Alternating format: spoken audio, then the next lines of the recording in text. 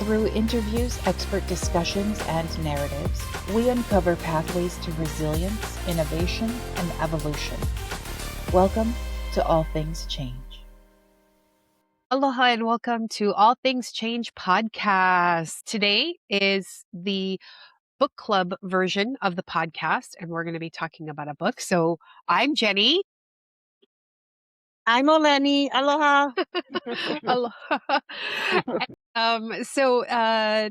Today we are going to be talking about a book called Braiding Sweetgrass, and it is from Robin Wall Kimmerer, who wrote it. She's on the back cover. It says she is a mother, a scientist, and decorated professor, and an enrolled member of the Citizen Potawatomi Nation. And so we're going to talk story about the book. So the book basically is a gentle nudge for us to think about our relationships and to maybe adjust our relationships with the natural world, each other, and the community. A strong thread through the book is reciprocity, just not in what you receive, but also, most importantly, what we give back. So joining us today in our book club discussion is Doris. Hey, Doris. How you doing? Hi. Thank you for having me. You're welcome. Thank you for participating in the craziness. Yeah. Okay, so ladies, where would we like to begin? Because a lot. Like you could see, like all the notes, right? And like there are like so many things that I just kind of felt like little like droplets of wisdom where I was like, oh yes. Yes, Yeah. absolutely. I thought the book was beautifully written, and it's so for people who haven't read it, it is a collection of stories that just explain or share cultural practices from, and then also our relationships with the natural world. But yeah.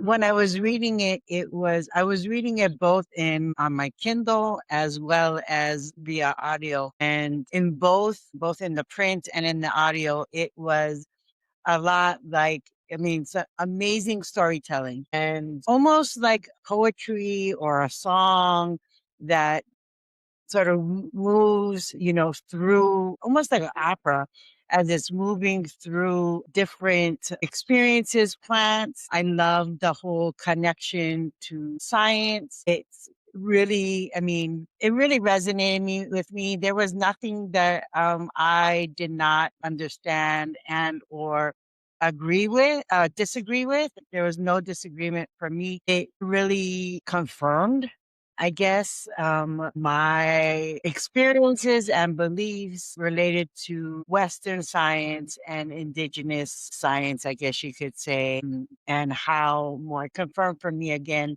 that I understand this from a Native Hawaiian perspective, but that other Native people have this same knowledge and the same sense of science being more than just data collected and literature reviews and all of that, and just sort of her like expanding of that idea around Indigenous practices. I love learning about plants that I had no clue of because those aren't really our plants. And so whether it was strawberries or sweetgrass or um, that one story about the bark of a tree that's used to The create black ash. baskets. Yeah, the baskets, like those are not familiar. I mean, they're familiar in the sense, but I've never like grown it or like had to harvest and make something. But it reminded me of like how you collect how and how you turn how into uh cordage and how that can be used for different things. And so just like really confirmation, I guess, about things and ways that I've learned. And then so many parallels too between both Indigenous cultures. Very, very different in their own right, but also so many similarities. Yeah. Yeah. What do you think, Doris, Doris? what'd you think? Yeah, this is actually my second time reading this book. So I read this book when I was in Right on. college and, we read it first time through. And when you read anything the first time through, you're really, especially as a college student, like I read it so I could pass this test. Yeah, And yeah, I think like now that I'm reading it, I'm able to I was able to to pick out the like the big picture and how it could apply to like what we're doing now and changemakers and commission in the world of governance in the world of philanthropy. You can even pull out like capital, you can even pull out community engagement. There were so many strands that she was weaving together. And so, like, when I first read the book, I was like, oh, this is a book about plants, it's a book about indigenous ecology. But now that I've grown up a lot and I've experienced a lot, I realized that like at the core of it, that this book is really about relationships Mhm, between people and land. It's about, science and story. It's about knowledge and responsibility, but also like gratitude and action. And I thought that this was like a really great grounding book because I felt like she was weaving together like three strands and like we think about these strands every day, but to really see her artistically weave them together between so the strands I felt like I was seeing over and over again was like our indigenous knowledge, our western science, but also our personal story and memory, and that the braid itself was the method of the entire book. And so I felt like she wasn't arguing that science is useless, not at all. What she was arguing was that science without relationship and without reciprocity and without humility and without moral responsibility, that's incomplete. That's what she was mhm, trying to say. And so I felt like after I read the book the second time that the book wasn't just asking me like what do we know, but it challenged me to think how should we live in relation to what we know. And so I felt like although this was a traditional ecological book, it also felt like a spiritual and political book at the same time. And I felt like there were so many just really great themes of lessons that we could embed in our own personal lives, in our own professional lives, in our own operations.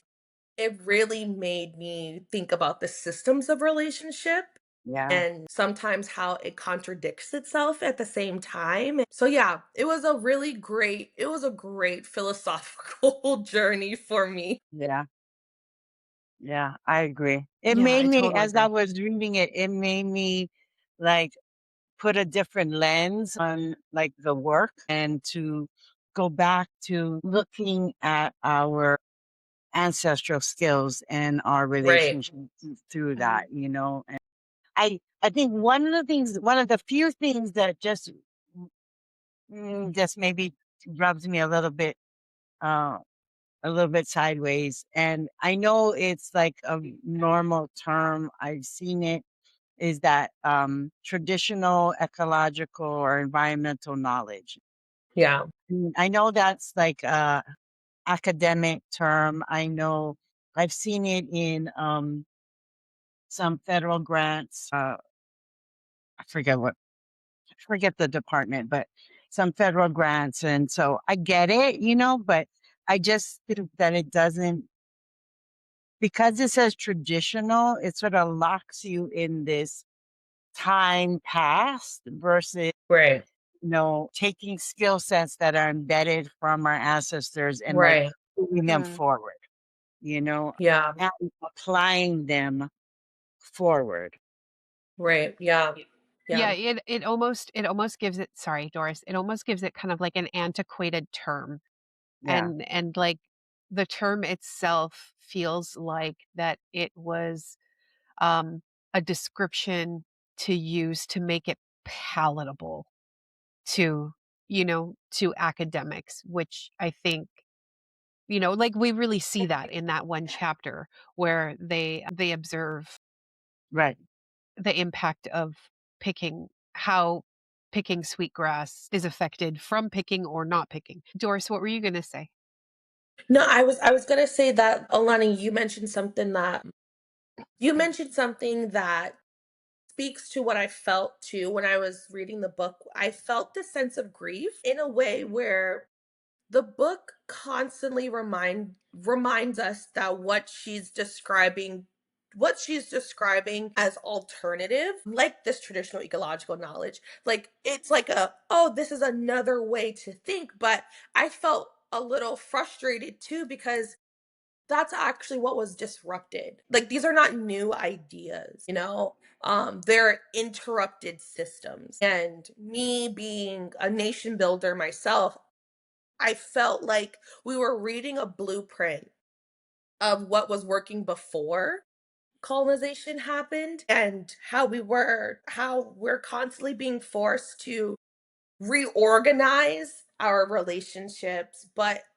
We have but so when you say that, it really makes me think of like our relationships were our systems were interrupted, they were disrupted. And so I so it's kind of like, to me, I feel like sometimes I get in this contradictory mindset of like, Yeah, but like duh, we're supposed to do that. Like why right. is this like Yeah, what thinking Why do of it y'all that think this is new? Yeah. yeah. yes.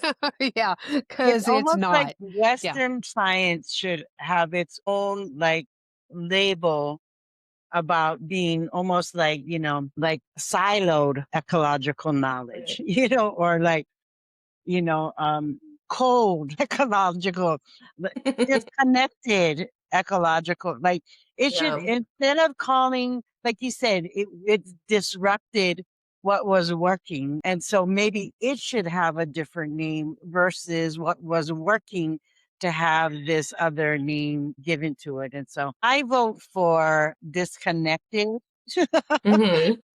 Disassociated, and not to say that, like, again, that Western science hasn't had value, but it's just that it's like not a full science. It's disconnected So like ecological knowledge. I get like I understand the point of science, right? Of where, you need as to not influence your results, to pull yourself out of it and be very objective. But even in that one chapter where they're talking about learning or studying the impact of humans, right? So the impact of a cultural practice on a plant, they had already made a snap decision based on, well, as soon as you introduce people, yeah, it's going to change it, but not realizing fully that not all human interaction is negative, right? There's both that positive, with everything, right? You've got the positive and the negative impact on things. And I think that was interesting to me, that as scientists, they didn't even want to explore that based upon an assumption. So yeah, I can really I totally understand that, of that, maybe the processes need to change, or even just mindset, right? Because the whole thing again is about mindset, and just not pasting your assumptions and your already held beliefs onto something, because that will not always give you the what you call it, that limits you to kind of seeing things, because you're only seeing it through your lens, and not either A, the reality of it, or B, what it's like for somebody else, and not taking that into account. But I mean, even the idea of objectivity and Mhm. like separating yourself from something, like even that is I think, a false construct, because I think that inevitably, even by saying we're going to be objective, mm, it just seems to be like contrary, because in Like being almost objective, yeah, disingenuous in a sense. well, yeah, because like in being objective, like you are then devaluing sort of the knowledge and experience that you bring to a particular subject, Oh. and so I think even like questioning, like, Is objectivity really the goal? I mean, I understand like not wanting it to taint and to drive, but I know I've heard from a lot of like Hawaiian scholars who've gone on to get their PhD and using like stories that their family has told over and over again as like evidence of something. But because there was a connection there, it was considered like not objective.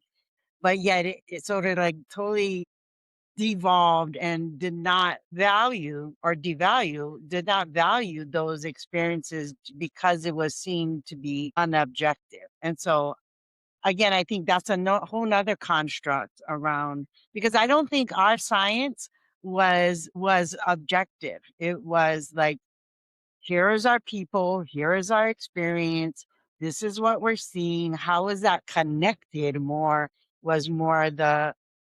the thing, not that it is that we are disconnected. Right. Yeah. Yeah, Yeah. for I sure. I think that that's an important tension to Mhm. talk about, because I don't know if the question is whether objectivity is the goal. For me, I kind of thought about it like the question is objective for who and towards what, Yeah, in that sense. And I've been thinking a lot about this, like in the Western sense. I feel like objectivity is often framed as like removing yourself from the subject and distancing, and like distant, the more the distance, the more credible it is. Mm, But I feel like here in this book, she's almost saying the opposite, right? Like mhm, the relationship actually produces a different kind of truth. yeah, mhm, And so like when she was talking about I think what chapter she was talking about this in, but when she talks about like learning from plants over time in that mhm. chapter, I think it was like the Three Sisters chapter, yeah, Yeah.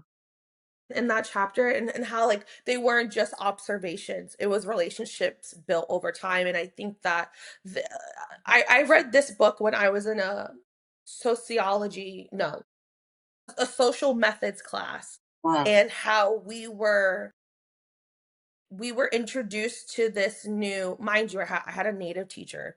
Well, this wouldn't have happened with any other teacher, yeah, but we read this book to think more about like how relationships becomes a form of evidence, and how like research can be ceremony, how our ways can be counted as evidence in yeah, the world of Mhm. academia. Yep. yeah, yeah. And I think, I think about that, and I think that's why I've kind of gotten the notion for thinking about developing philanthropono and entrepreneurs, right? Like going back to ancestral models and then infusing your own experience and recreating what that looks like. I think of the work that you were doing, Doris, when you were at the conference, around thinking about different ways in order to lift up and make work happen and continue to have impact with no exchange of money.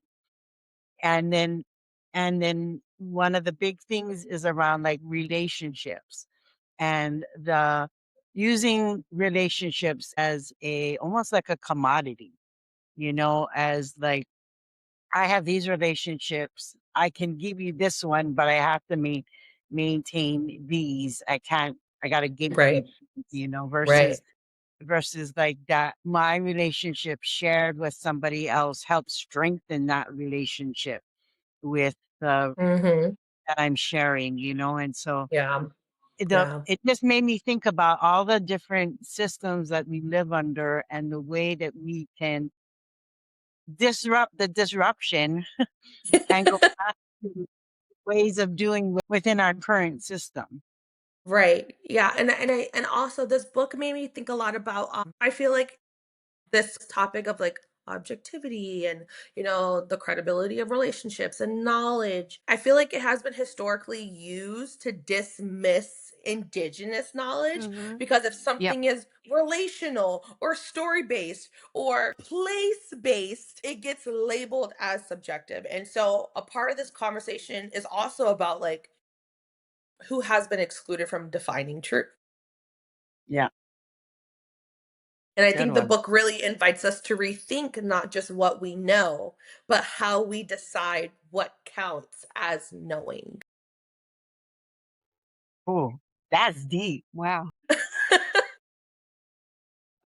But so true. So Yeah. true. I think I got to read it again too. This was my first reading, so I only get the first reading look.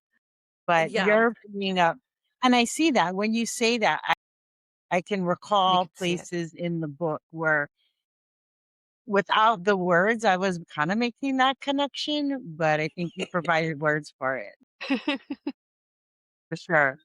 There was like a piece where she says, I wonder if much that ails our society stems from the fact that we have allowed ourselves to be cut off from that love and meaning of, of our surroundings and our relationships and nature and from the land. And that our relationship with all of those things is that medicine for a broken land and empty hearts. Mm. And that when I read that, I went, oh, yeah, yeah, Yeah. absolutely. Yeah. Yeah. Because That's when a you're in your own bubble, right? When you're in your right. own bubble, you're kind of cut off from a lot of things. And Mm. as past history has showed us, within 5 years ago, that human beings are very social and that being cut off from that is a detriment to, Right. our well-being as well as the well-being of our surroundings. Right. Here's a question. Get ready. Yeah. Okay. Right. Okay. Strapped in. Can indigenous and Western systems integrate without harm? I don't think not I without think harm. I think like because like when you start to integrate, right, at some point either one side or the other kind of takes over in a sense. Like I think there's a way to be I'm trying to think of the word. Like a respectful coexistence and collaboration in a sense. You know what I mean? Without forcing one side or the other into one specific framework. Yeah. I think it Yeah, depends. I don't know. I Yeah, think it depends. that was something that just always popped up in my head when I was reading this book, because I feel like I just kept thinking about how she kept showing the tension between the two in this book. Like the three sisters example, the corns, beans, and the squash, and how she's not observing them from a distance. Like she was describing the relationship that's been understood over generations, like Yeah. since time immemorial. Yeah. And the knowledge from being embedded in that system but not separated from it. And even when I think she was talking about strawberries and how she calls them gifts, not resources. And that think that different naming system changes our behavior. It creates a Mhm. responsibility. So I was wondering the complexity of like how Western systems tend to only recognize certain parts of that relationship. But Mhm. then other parts get dismissed. And I just kept feeling that tension in the book. And just trying to understand like a deeper form of, can this tension, like, is there a solution Is for there a it? way to, yeah, is there a way for both I or not think even just both, just for like a general kind of coming together of it? Yeah. I think What were you my going to say? yeah, my one of my I mean my first reaction was no. There Right. because and then I was thinking about it while you were talking. I think it's not what the issue is power dynamics to me and Mhm. value dynamics. And so if both systems are seen equally and both held equal power, you could definitely like integrate. You should like integrate. And I think, again, indigenous science or indigenous knowing would have continued down this path and would have innovated Right. and will innovate, over, the years and would have gone, but it could be two helpful partners, but the challenge is that what you want to use these systems together and you're in a system in which you are responding to, then the power dynamics come into play and that system, the values one over the other. Mm-hmm. More. And so I think that's where even the idea of as a Native person having to reconcile these systems is harm, right? Because that I even have to think about how am I going to translate my way of knowing in order to fit this system is harm versus the system saying we recognize the way in which you organize and discover knowledge and how you communicate that and deploy that knowledge, and so go for it because it's been in existence for forever, right? And so that creates the harm that I even have to think about translating it because Right. I need to show how we are like you and how we are doing you versus the opposite direction. Or even, a smart aleck response would kind of be like, well, why not just create a whole new system? A whole new system that kind of takes pieces from both in a sense, recognizes the importance and value of both and kind of puts them on that equal footing, versus having to maybe, work within the confines of a current existing system.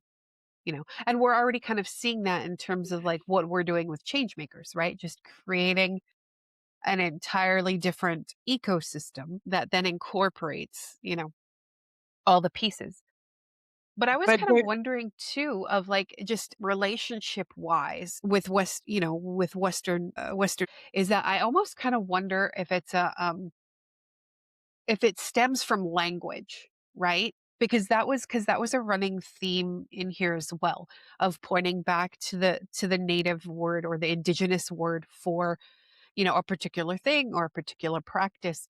So I almost kind of wonder if, English, the English language, grammar, various words, if that already kind of locks you in to a particular mindset, right? Because when we're thinking sure, grammatically, and I don't want to get too weird on this because I get weird about grammar and stuff. But with English grammar, for a noun, it's either a person, place, or thing. And so if it's not a place and it's not a person, everything else has to get jammed into thing and it, right? And then it kind of, so like if we're talking about a plant or a tree, it's not, it's, you've already kind of mentally made that disconnect, right? Between your relationship with that item, you know?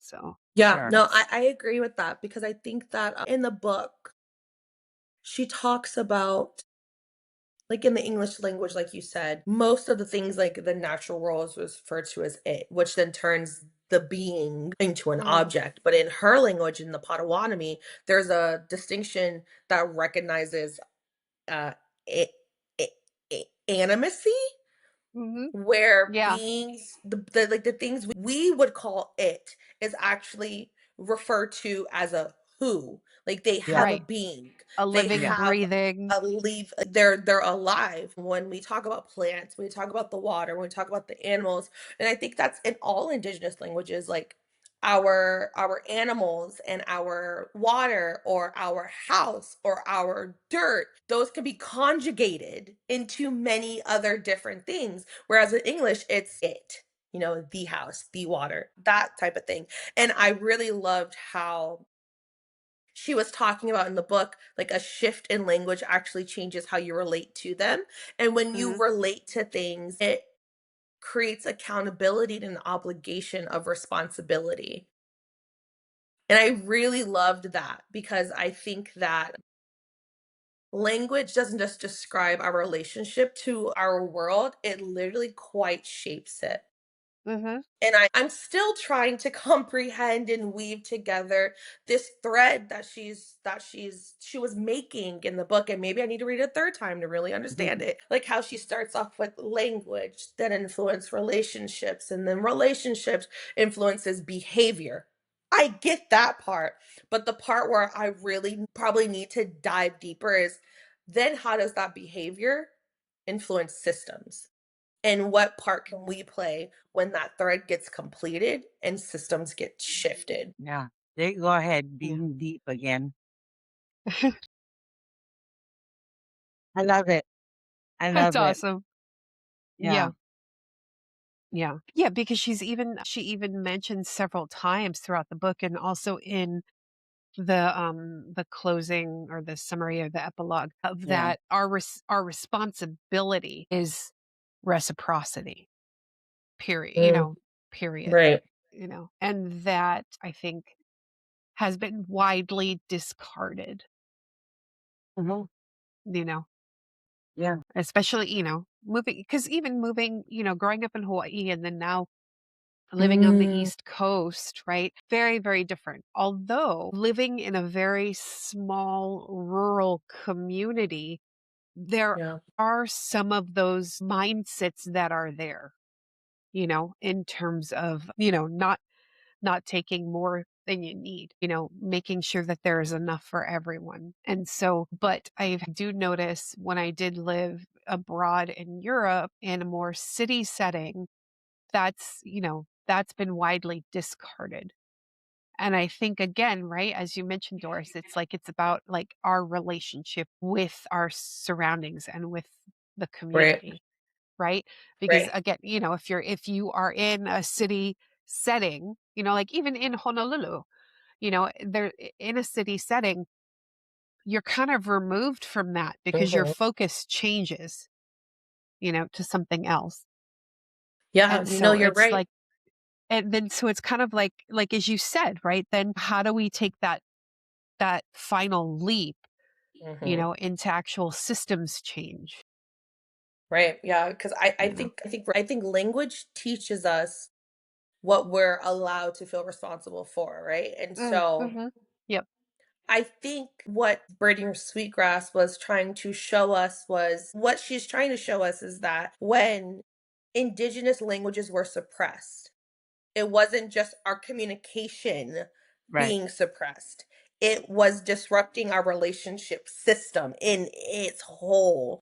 Yeah. And so when we lost our, I'm not going to, we didn't lose it. When our languages were being challenged, the way we related to the world began to Yeah. be challenged. Yes. And then And so when I'm also the world around us changed as well, right. because the caretakers either had to do it, in secret in a sense, Mhm. or abandoned it entirely. Right. Sorry, finish your thought. I No, apologize. no, you're fine.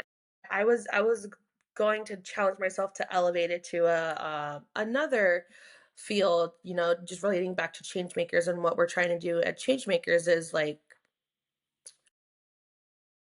this book also made me reevaluate what we're doing at Changemakers, and thinking a lot about in our own systems that I'm not going to say we play a part in these systems, but we're now players in this system, and how we relate to that system is up to us, how we react to it. And so I was just thinking, like, in philanthropy, we use words like cases, beneficiaries, things like that. And as I was reading this book, mind you, I read this book at the conference.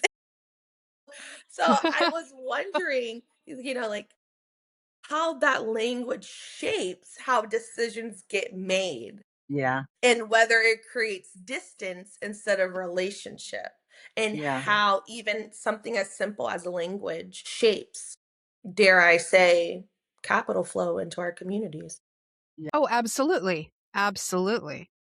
I think it did the same thing for me too. One a couple of times I was listening to the book as I was driving to my mom's house in Waimea. And it's a beautiful, very like lush drive with the mountains on one side and the ocean on the other side. Not only that, but also it has like tons of memories for me in, in my adult life from adventuring when I was single into up on this island to meeting my husband to having my kids. Like it is almost like a road of my life, kind of my adult life.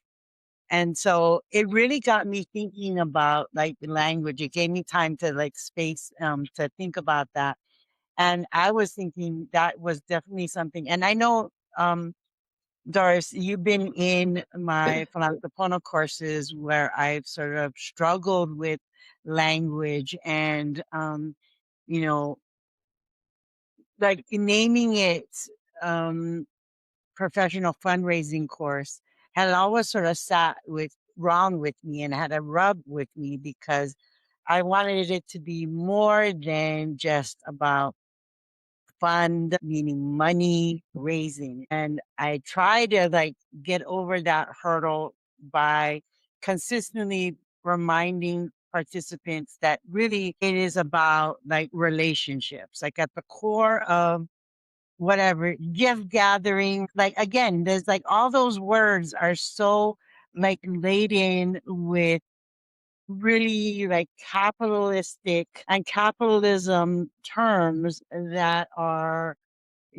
not equated, but it is like, how much time do I want to spend in creating a new dictionary for people while I'm trying to get resources coming into community? And how much time, but this last weekend when I was finishing up the book and driving home, I thought, no, this is like, in order to make a movement and to change mindsets, like language is a key part of it. And now that we're building this network of other Indigenous people who are in this field, we can take the time to together recreate that language. And by using those terms over and over again, that we agree upon reflect our values as it relates to uh, gathering up resources and Mhm. redeploying it into community. Uh, Together, we have the potential of actually changing the mindset by changing the language.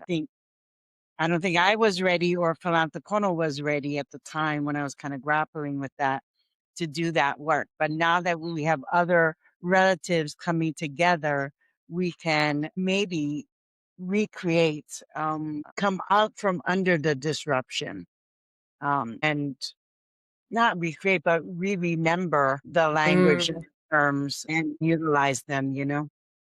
yeah, I think that one, like language, I feel like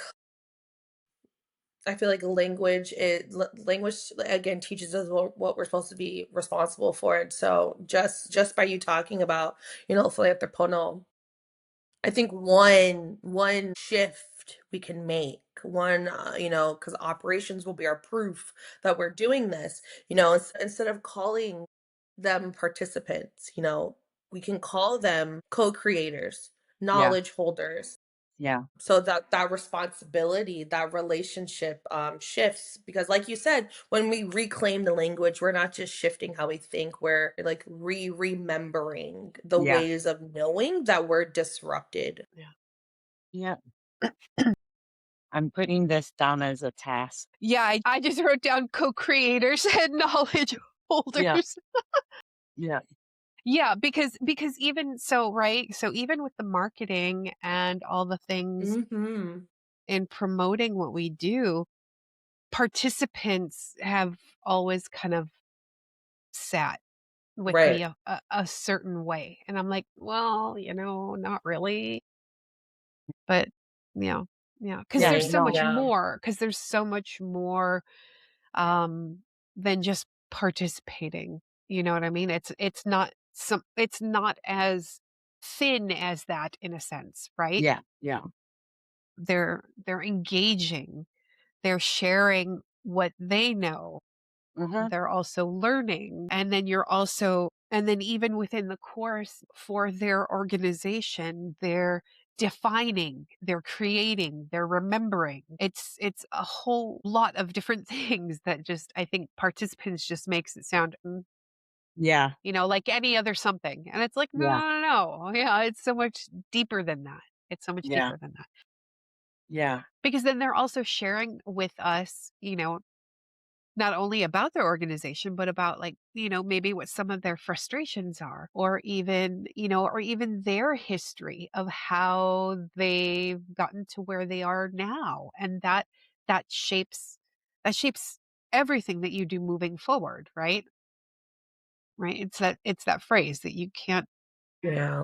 know how to move forward without knowing where you've come from, you know? Right. Yeah. This Yeah. actually brings up one of my favorite parts of the book is um how she was talking about the honorable harvest and Mhm. how she laid out she laid out the principles of like asking permission, take only what you need, like never take first or take the last, like give things and give back. And I really appreciated that. And like I love that we're having this conversation because I feel like that part of the book really taught like use like having language dictate how we operate. It kind of feels like it was a code of conduct for Huh. like how to be in relationship, and it's actually a framework for how we could apply to our everyday life, like our day-to-day operations and our nonprofit and philanthropy, but how we engage the community, like through our marketing, through things like that. And so I Mhm. guess my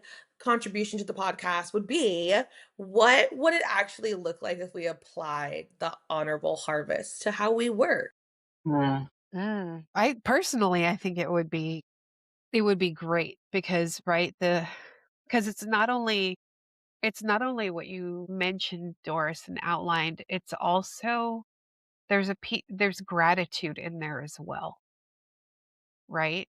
Right. And not I think sometimes where a lot of discontentment in people in general is not recognizing gratitude first, and Mm, and maybe celebrating that piece of the thing, the things that are working, things that are working, things that are in your life, the relationships, things like that, and being thankful and honoring that in its own right, instead of automatically looking at a deficit, right? But yeah, I think it's totally doable. Yeah. But, you know, it's again, right? Again, it's that mindset shift, and then it's the execution and the behavior, and how we show up, right? I exactly. think Yeah. I think I don't know. Yeah, yeah. I was thinking about it because I think about, again, I just came from a philanthropic conference and we having this philanthropic conversation. And so I was thinking about this because I was finishing the book while I was there. And I was like, sometimes we over survey our communities. Yeah. We over ask for stories. We over engage. And I was wondering, I was like, are we over harvesting too? Mm. Mm, Like, are mm, we taking more than we're giving back, right? Yeah. What does taking only what you need look like in a system built on growth? And how do we know when enough is enough? And so I think, like, for me, this really helped me put into perspective about change makers is making sure, like, again, I was asking myself, like, what would it look like for change makers for a program to not just serve people, but to operate in a way that's like reciprocal, when engagement isn't extraction and participating isn't over harvesting. Yeah.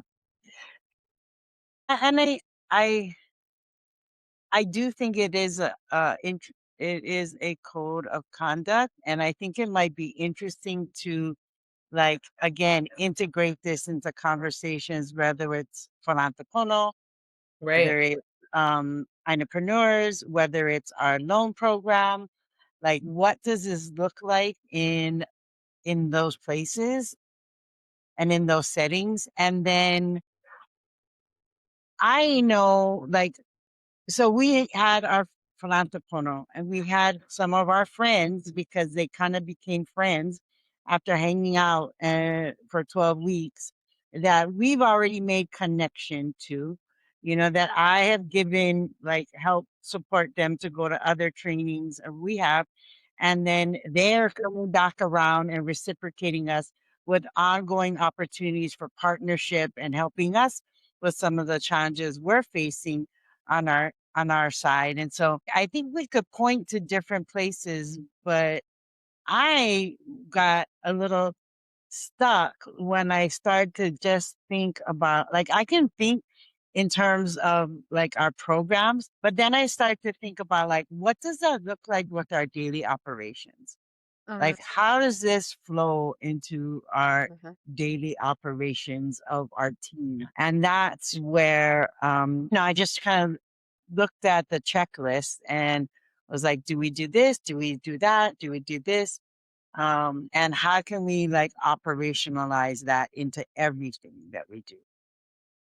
But it's very interesting to me how similar this practice is to, because this is Native American Uh-huh. and how similar, not just similar, how exact it is to Native Hawaiian practice in the Mhm. same Mhm. I think Yeah, the everything. only Yeah, even from like protocol to yeah, everything. Yeah. I think the only thing that is a little bit different is, the other thing, and I'm sure this is for other Native people, but I know for Native Hawaiians is that in order to solidify and acknowledge the relationship, we name it. We give it a name and we give it like personhood, you know, um, and not personhood, but like Just yeah. a It's familial living, relationship. breathing Yeah. being. Yeah. Yeah. Yeah. Familial relationship, and yeah, and a connection from the name, which is normally connected to its function and the relationship you have with it. That's why different places and different people and different things could have different names because it really corresponds to the the name that exists, but also the namer. So anyway, other than that, it's making me like rethink. And I don't think like rethink like as like throw everything out, but to reiterate, We just and then reevaluate, you know, just kind of Yeah. like, Yeah. I like the Three Sisters. I mean, I had heard of that before. I know of how we did similar things. But I do like the three sisters thing because I think that it's so interchangeable. Because it doesn't always have to be corns, beans, and squash, right? I feel like that could have been. I feel like the three sisters is a model of what's the word? Interdependence, Yeah. um, yeah. and how they thrive together, each contributing something the other needs. Yeah. And that for me made me really think again, how can we model interdependence in Changemakers? So for me, the Three Sisters chapter turned agriculture and philosophy. Like true flourishing happens when reciprocity and relational design all complements each other. And so I feel like maybe that was a great example of like community building as we're in Changemakers and we're stepping into this new chapter of like engagement and asset building. Yeah. How can we become three sisters? How can we model interdependence? And so that was something that like I highlighted in my book because then I really want to operationalize that. You guys know me. I love to operationalize everything. If I could, I operationalize the whole book. Turn it into SOP. I am That's down for awesome. that.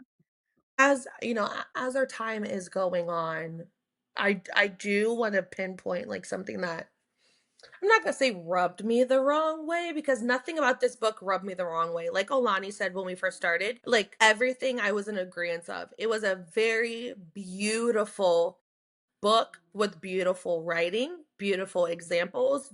But for me, the change maker that I am, I felt as if this book was extremely gentle. Yes. And I fear that I don't, well, yes, I fear that this book was extremely invitational. It was very like inspirational, but and I appreciated the beauty of the book. It, like I said, it was so grounding that anyone could leave this book and feel like they could change the world. But Mhm. I also have a curiosity whether some readers, the ones that need to change within the system, stayed in admiration rather than moving towards change because of how beautifully written this book was and Yeah. how it might have been romanticized. I think that Yeah. there's a danger when things are written as poetic like this Yeah. was that people did not recognize this book seriously, that there needed to be As a ethical blueprint. and political intervention.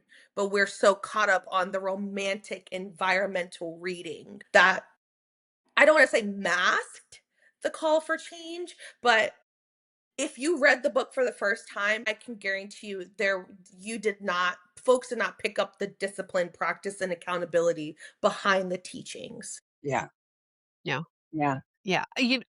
Personally, I preferred that because I don't appreciate, even though I can understand the message and realize the urgency and the need for the message, if it is presented in a very heavy-handed way, I'm going to disengage. And I'm like, nope, nope, just because it's, again, I feel like I'm being shouted at. So I really I appreciated it. But, I think what I was hoping, like in the epilogue or something, to kind of to your point, Doris, is that I think I was hoping in the epilogue or, at the end, there would have been like some moderately strong call to action.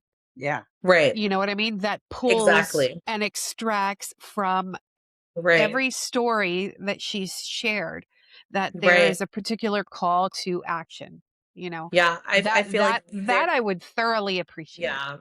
Yeah, And I'm and with that's you one on thing that. I wrestle with. I wrestled with a lot how easily this book can be Just admired gloss. without requiring readers to really confront the Yeah. land theft, the Yeah. sovereignty, and the Yeah. material conditions that we face still today. And I think that's like maybe that's like just the community organizer side of me that felt like this could have been a really great vehicle of change, but it was very gentle. I feel like it may have let readers off the hook of this is real. Like we're facing this like right now Yeah. in many communities globally. Indigeneity as a global Yeah. sense, not just in Native America and Indian country. Mhm. Yeah. And I think that is what has sort of led me to the rub of like reciprocity, because I think reciprocity means that we like people involved come to the table knowing their responsibility and what they have to share and how they are going to share it. Mhm. But if I don't sort of see my responsibility in it, then are you a good reciprocal partner in this? Or is your sort of like reciprocity just about like hanging around with Hawaiian kind teens? Is it just about going to Merry Monarch, or is it you are actively engaged in something that is reciprocal and in practice, so yeah, beyond the reciprocation of money, because I think sometimes Western people think like, oh, I paid it, and so that's reciprocation. I paid for stuff, Right. that's reciprocation. And to a certain, that's a very shallow, I think, view of reciprocity.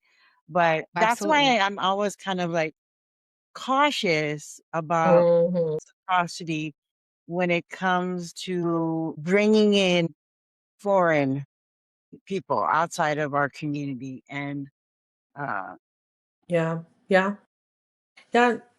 It's a real, tension and frustration too, because I had the same gut reaction when it comes to reciprocity. And so I asked myself, I was like, okay, Doris, is the issue that people don't understand reciprocity, or is it that the systems we're in don't require it? And so for me, I'm gonna challenge myself, like, how do we create conditions where people actually feel their responsibility, where it's not optional, it's a requirement that people cannot opt out of. yeah. And I think that it was like when it's interesting when I was sitting in our CDFI cohort, training cohort, they were talking about collateral. Like, do you do collateral in your loan statement? And I was just like, collateral? Like, first of all, that seems like a whole lot of headache that I don't want to have to deal with.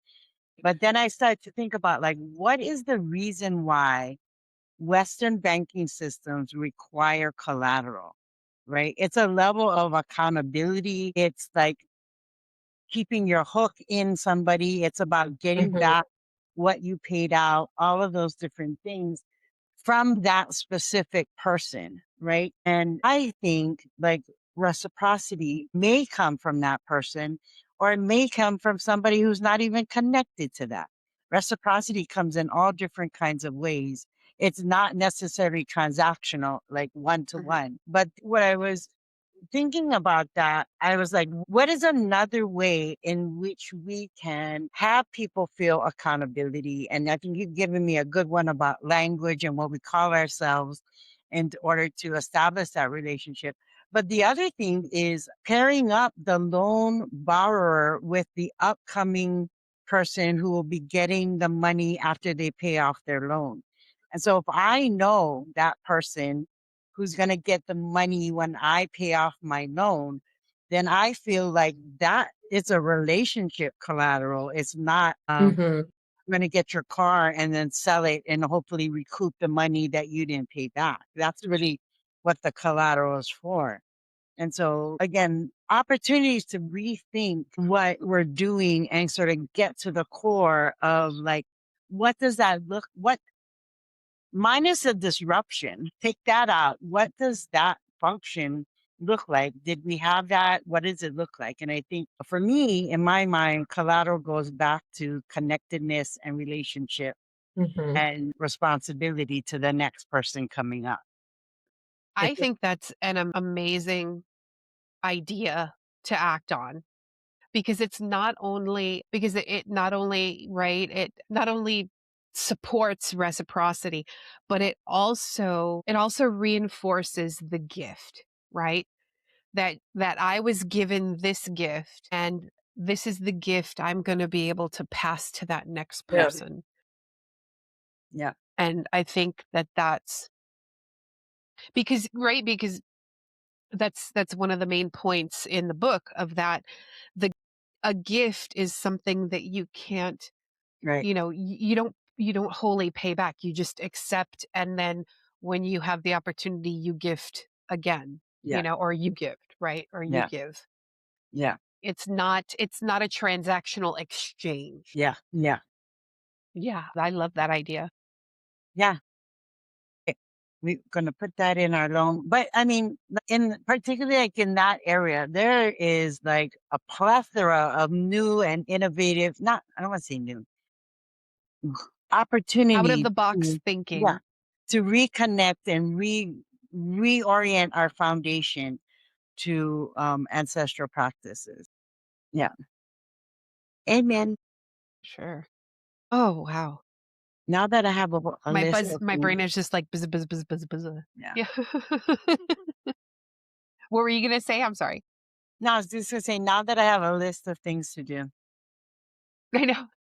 Good stuff, though. Good stuff. I mean, Yeah, again, I awesome think, stuff. Doris, it just, like you said at the top, like it just helps remind you. There's a good book to help remind us about some very foundational practices that we can definitely Right. deploy.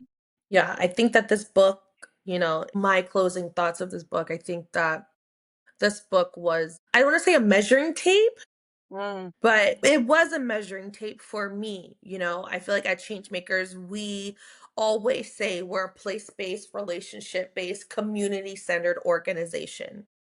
Well, have we ever really reflected and made sure that everything we do actually is in relationship? It's in reciprocity, accountability. And I think that this book has a lot of really great nuggets for us to adopt and make our own, because I do want to honor the fact that the Potawatomi is a Native American community versus a Native Mhm. Hawaiian community, and I don't ever want to say that one model fits the other.